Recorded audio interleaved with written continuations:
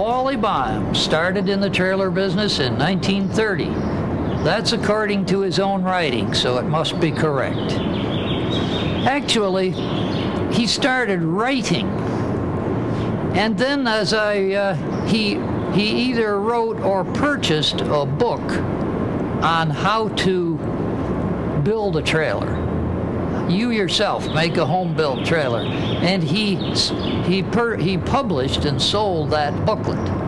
It got so that he was taking 200 people at a crack, an enormous undertaking. But see, people who had families couldn't join because you couldn't take off 2 and 3 months at a time. So it was inevitable, and he encouraged the formation of the club.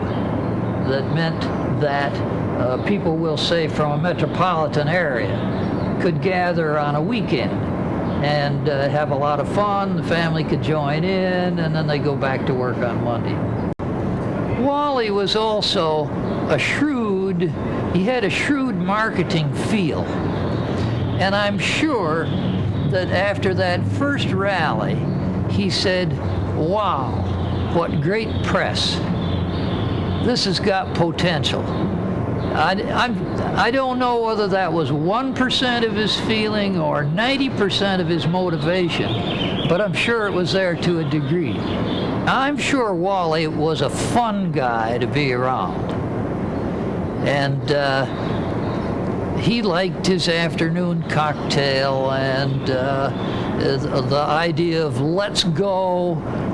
Nobody's ever been there. Well, let's go, and they'd all hook up and go. See, that was his strength.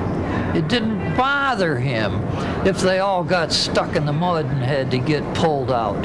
You know, you and I'd go home swearing, "Boy, we'll never subject ourselves to that kind of disgrace again." He just shrugged it off. That was fun. That's what you tell people about. I got stuck in the mud.